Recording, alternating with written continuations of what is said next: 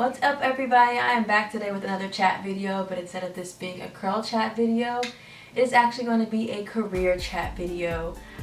For those of you who don't know, I am a physician assistant and I get a lot of questions, especially on Instagram and in my inbox, about becoming a PA and how do I like the profession.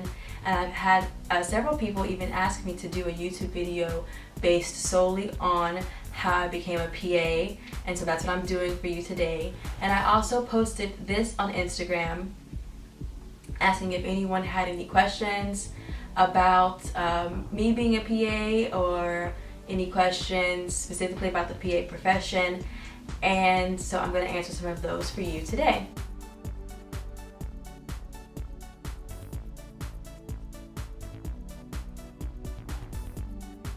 But first I'm going to talk a little bit about my background and my education.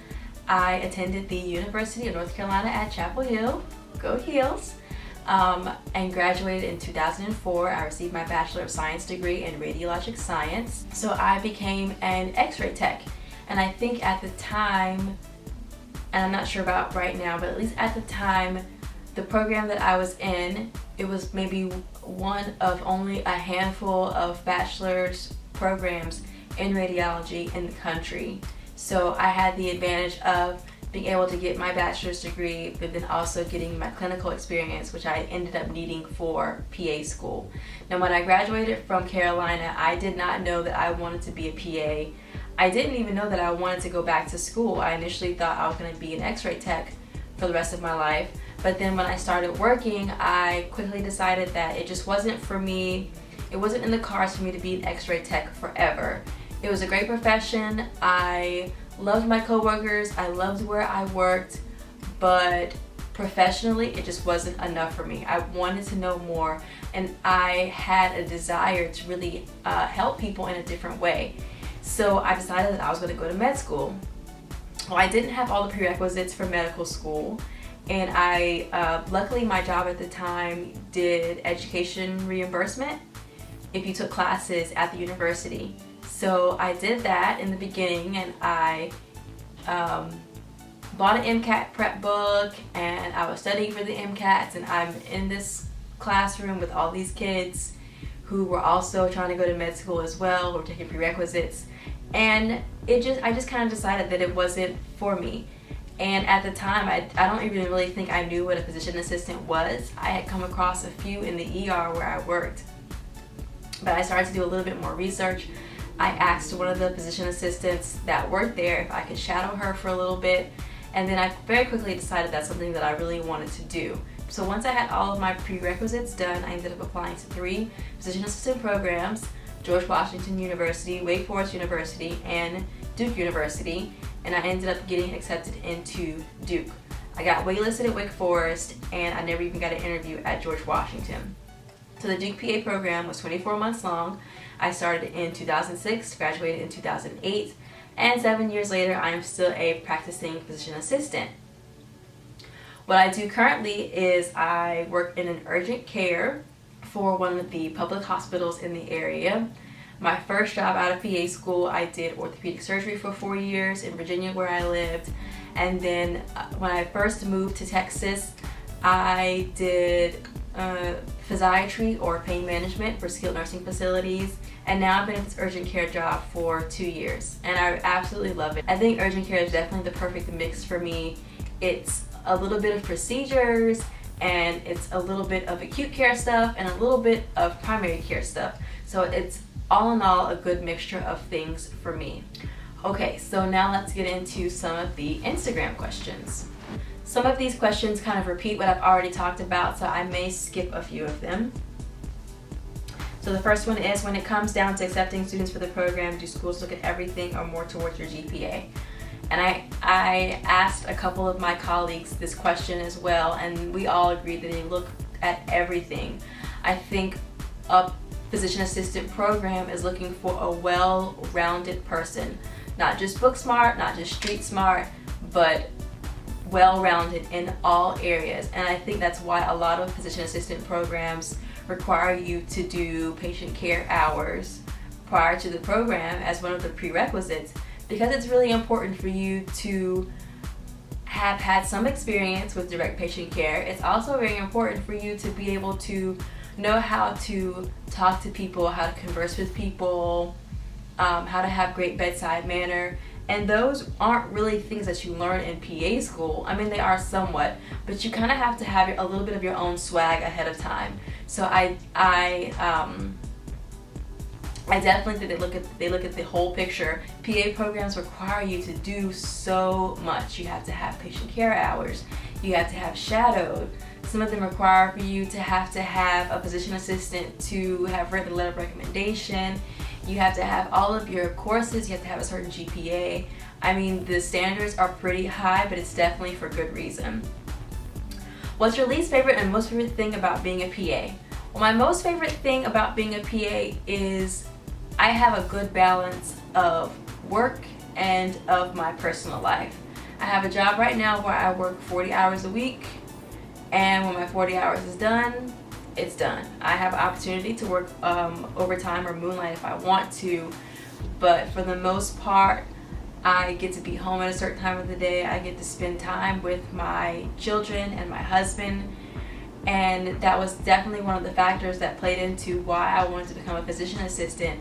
I don't know why this was at the time, but when I started taking my prereqs for med school, I thought I was old, and that's maybe because most students will graduate from undergrad and go straight into med school. So I figured I'm taking this time off. By the time I start med school, I'll be, I don't know, like 26, 27. When I'm done, I'll be 30, and then I'll have to go residency, and I just really didn't want to do all that. I knew that I wanted the husband and the house with the white picket fence and the 2.5 kids and the dog. Like, I knew I wanted all of those things ahead of time, and becoming a physician assistant, it was shorter. It was very rigorous, but it was a shorter amount of time. There would be no residency involved, and so I just figured that just fit better for my lifestyle.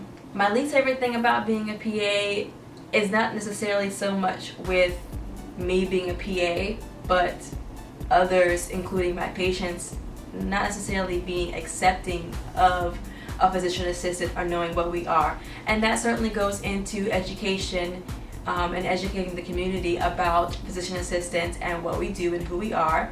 And we have the credentials to be able to take care of your problems.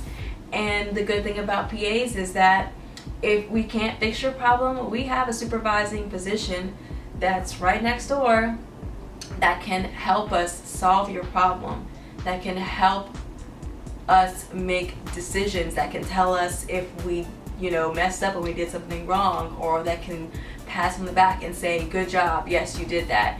And I'm not saying that the physicians hold our hands, because I do have a job where I work pretty I do have a job where I work pretty autonomously, and the physician is there for me when I need them, and if I don't need them, then I don't need them.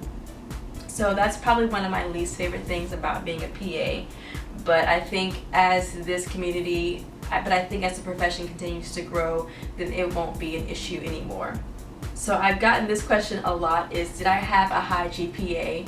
And the quick answer to that is no. So I think when I graduated from undergrad, I maybe had a cumulative GPA of somewhere around like 3.2, 3.3.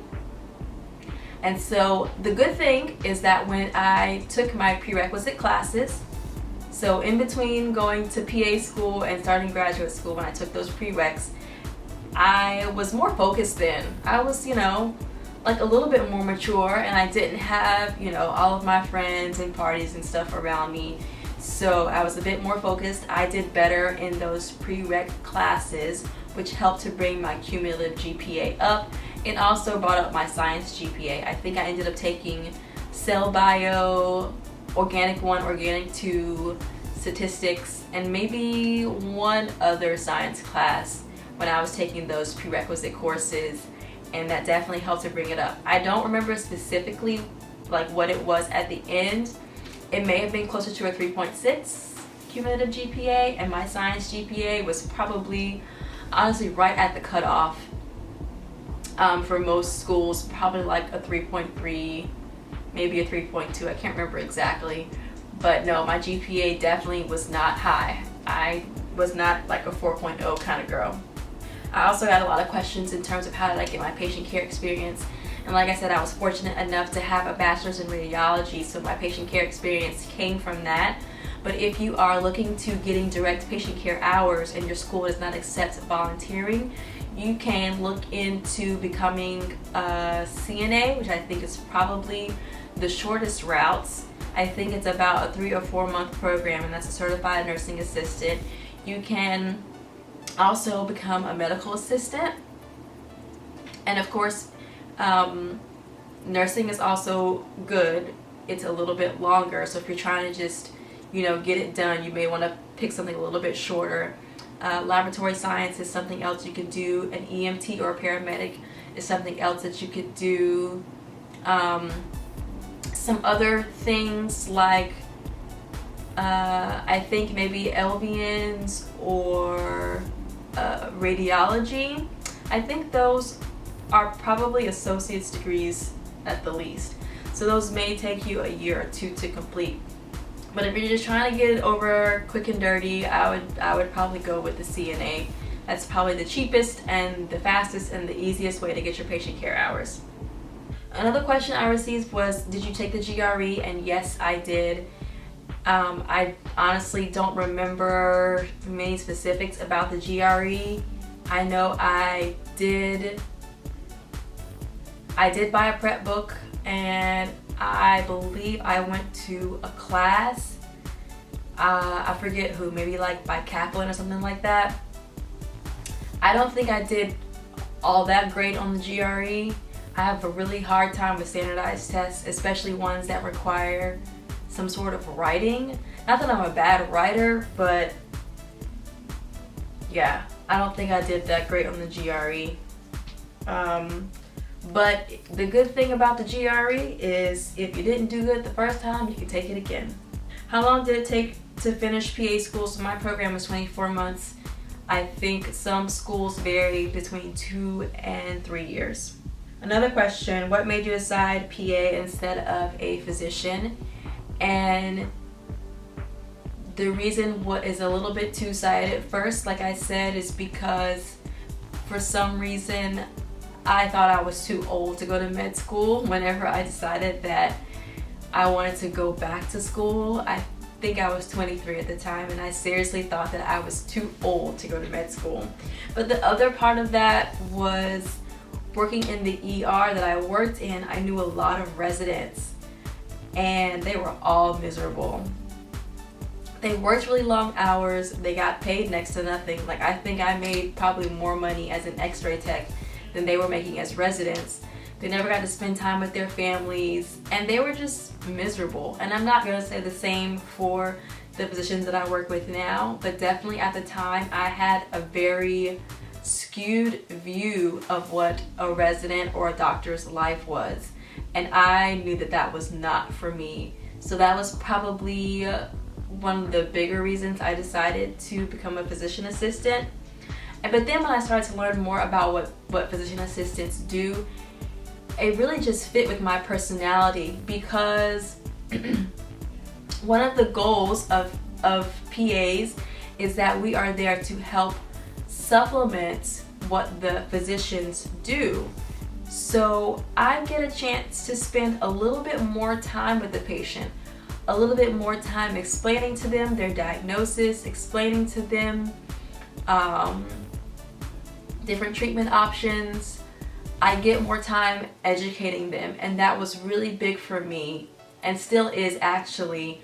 I want patients to be able to take control of their health care, to understand that I'm giving you this medicine specifically for this reason, and this is what the medicine is called. I want you to know what your medicine is, how much of it are you taking, what's it for, and how is it going to help you. I don't want to just give you medicine or give you treatment and you not understand what I'm doing. And I find that a lot of people still have not taken control of their own health care. The doctor says, jump, and they say, how high? But they don't ask, well, why? Why are you making me do this? So I think it's really important for the physician-patient or the PA-patient relationship to be one of open communication, and I want the patient to be able to feel like they can ask me questions. And sometimes I feel like physicians are so rushed. There are more patients than there are physicians. Physicians have less time to be able to explain things and to take care of patients. And so that's one of the roles where a PA steps in and is able to help supplement what the physician is doing, but then also is able to communicate a little bit better or have the opportunity to communicate a little bit better, a little bit longer with the patient. Would you say your salary is equivalent to how much you work, or is it more or is it less? Right now, I would say it's pretty equivalent. My first job out of school, I think I could have gotten paid a lot more, but that's probably my fault because I don't think I really fought for what I was worth. But right now, I definitely think that I make, a good amount of money, and I don't overwork or underwork for that amount of money, if that makes sense. Do you think that your PA school prepared you enough for the field? Yes, I do think that my PA school prepared me enough, but I will say this, I don't think it matters quite that much as to what PA program you go to. Whether you have been to one that's been established for 50 years or 3 years, or if you have a classroom size of 20 students versus 70 students, the learning still continues once you've graduated.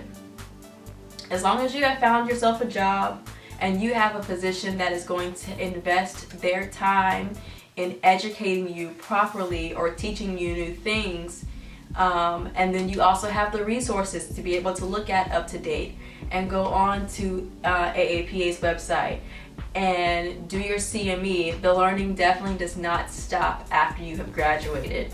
So even though I went to Duke and that sounds very prestigious, the colleagues that I have worked with have been, stellar. Like, they're smart people.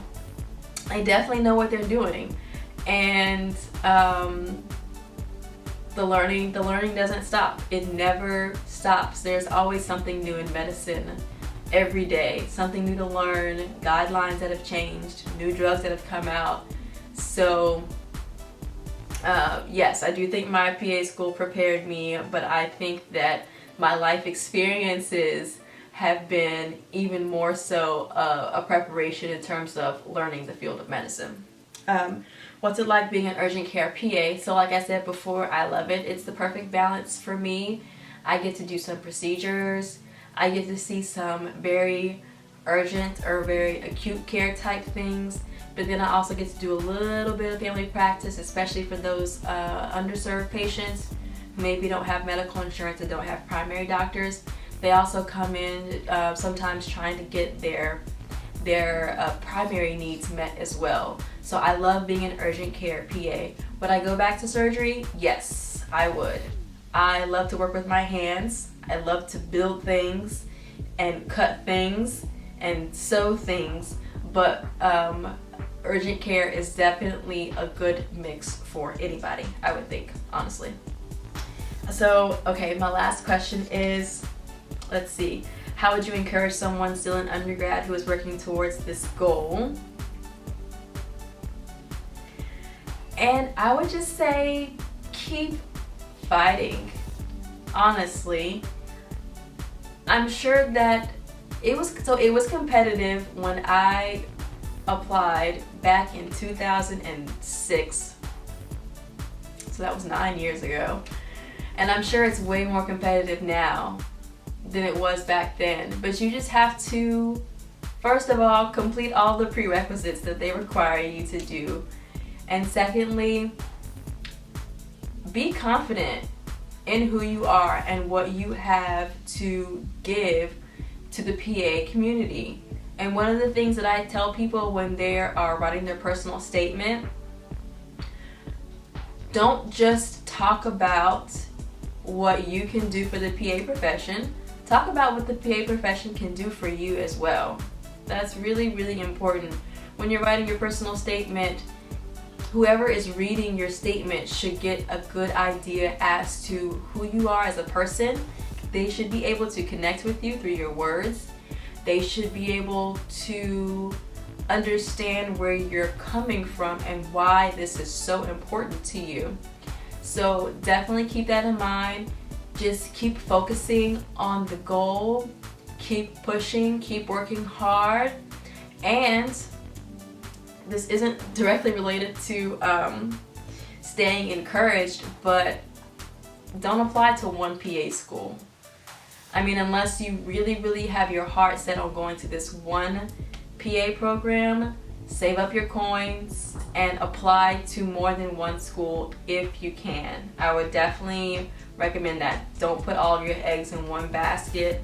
Some PA programs are looking for one thing and others looking for another thing. And I think it's so funny because when I got my rejection letter from George Washington, I was like, great, you know, nobody's gonna want me. And then I think I had my interviews at Wake Forest and at Duke right around the same time. Wake Forest sent me their waitlist letter a couple of days before I got my acceptance letter into Duke. And you really just don't know how these things are gonna pan out. You just have no idea how it's going to work out. I have no idea why one school chose me and the other ones didn't. But I'm glad I went to Duke. However, I do always say that if Carolina had a program, I would have went there instead. But just keep preparing yourself, just keep grinding, and just really try to remember when you're studying at night, when you're doing all these things, when you've finished, you know, class at 6 p.m. and then you go at 7 p.m. to go work and do your patient care hours. Just remember the end goal. Remember what you're doing this for, and it will definitely make it all worth it. So anyway, I hope you guys learned something. I hope you enjoyed this video. If you have any questions or comments, please feel free to leave them down in the comment section below. If you are a physician assistant and you've had a very different experience than I have, I'm sure people would love to hear your story. Please leave that down in the comment section below. Oh, and by the way, to all of my fellow physician assistants, happy PA week. I hope your physicians are spoiling you rotten this week. And I will see y'all next time. Thank you so much for watching. Bye.